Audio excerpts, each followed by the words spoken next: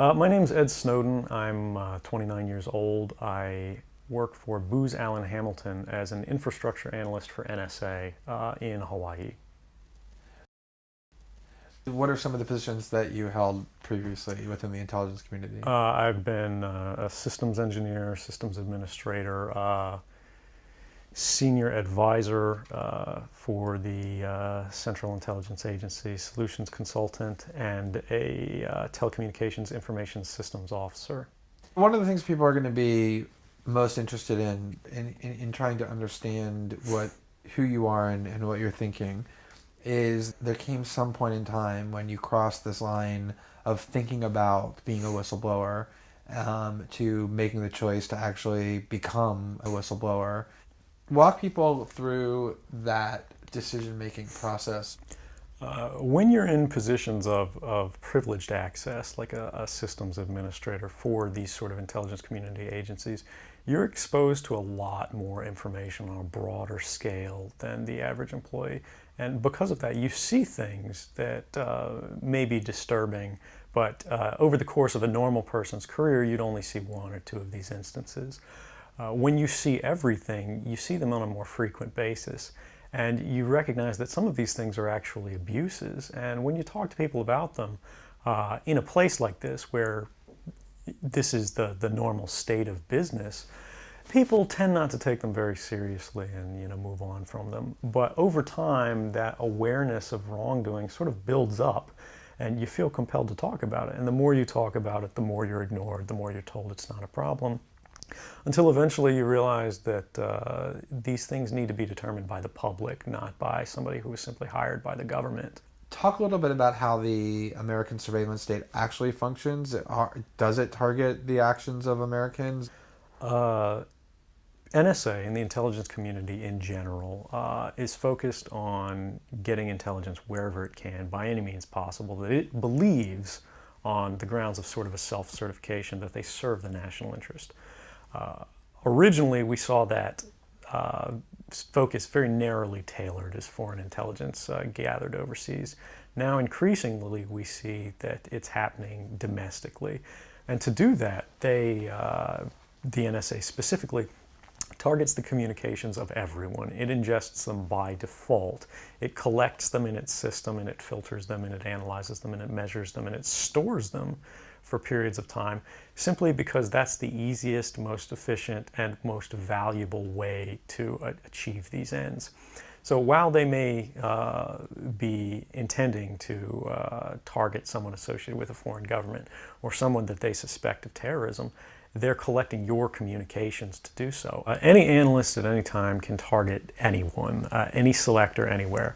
Where those communications will be picked up depends on the range of the sensor networks and the authorities that that analyst is empowered with. Not all analysts have the ability to target everything, but I, sitting at my desk, certainly had the authorities to wiretap anyone, from you or your accountant to a federal judge to even the president if I had a personal email. One of the extraordinary parts about this episode is that usually whistleblowers do what they do anonymously and take steps to remain anonymous for as long as they can, which they hope often is forever.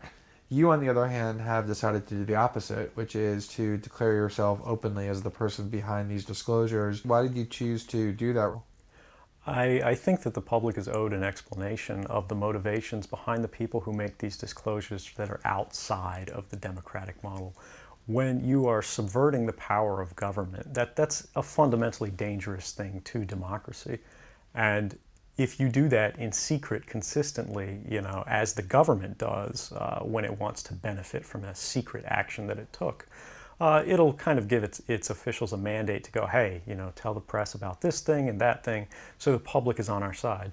But they rarely, if ever, do that when an abuse occurs. That falls to individual citizens, but they're typically maligned. It becomes a thing of these people are against the country, they're against the government. But I'm not. I'm no different from anybody else. I don't have special skills. I'm just another guy who sits there day to day in the office, watches what's happening, and goes, this is something that's not our place to decide. The public needs to decide whether these programs and policies are right or wrong. And I'm willing to go on the record to defend the authenticity of them and say, I didn't change these. I didn't modify the story. This is the truth. This is what's happening. You should decide whether we need to be doing this. Have you given thought to what it is that the U.S. government's response to your conduct is, in terms of what they might say about you, how they might try to depict you, what they might try to do to you?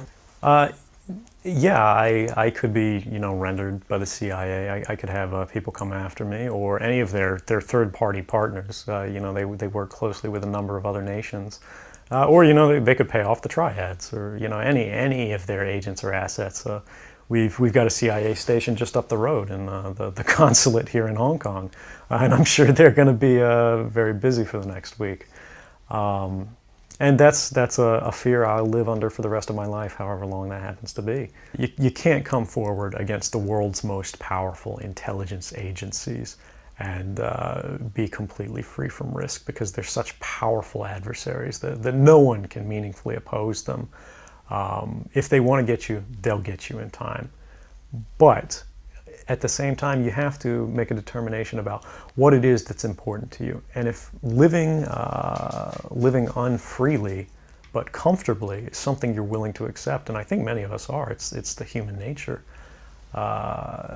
You can get up every day, you can go to work, you can collect your large paycheck for relatively little work against the public interest, and go to sleep at night after watching your shows. But if you realize that that's the world that you helped create, and it's going to get worse with the next generation and the next generation who extend the capabilities of this sort of architecture of oppression, you realize that you might be willing to accept any risk. And it doesn't matter what the outcome is, so long as the public gets to make their own decisions about how that's applied. Why should people care about surveillance? Because even if you're not doing anything wrong, you're being watched and recorded. And the storage capability of these systems increases every year consistently by orders of magnitude, to where it's getting to the point you don't have to have done anything wrong. You simply have to eventually fall under suspicion from somebody, even by a wrong call.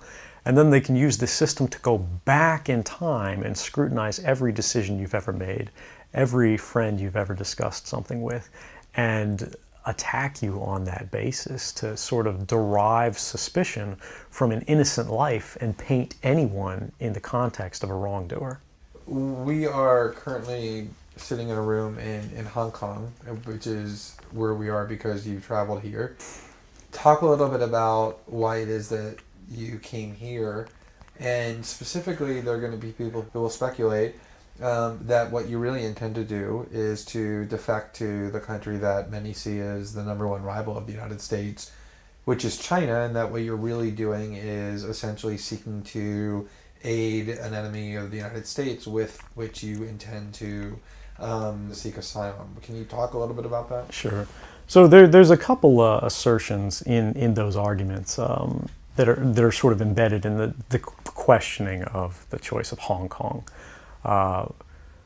The first is that China is an enemy of the United States. It's not. I mean, there are conflicts between the United States government and the Chinese PRC government, but the peoples inherently, we don't care. We trade with each other freely. We're not at war. We're not in armed conflict, and we're not trying to be. We're the largest trading partners out there for each other. Additionally, Hong Kong has a strong tradition of free speech. People think, oh, China, great firewall. Mainland China does have significant restrictions on free speech, but the people of Hong Kong have a long tradition of protesting in the streets, of making their views known. The internet is not filtered here, no more so than any other Western government. And I believe that the Hong Kong government is actually independent in relation to a lot of other leading Western governments. If your motive had been to harm the United States and help its enemies, or if your motive had been personal material gain, were there things that you could have done with these documents to advance those goals that you didn't end up doing? Oh, absolutely. I mean, anybody in the positions of access with the technical capabilities that I had could, suck out secrets, pass them on the open market to Russia. They always have an open door, as we do. I had access to, the full rosters of everyone working at the NSA, the entire intelligence community, and undercover assets all around the world, the locations of every station we have, what their missions are, and so forth. If I had just wanted to harm the U.S., that you could shut down the surveillance system in an afternoon.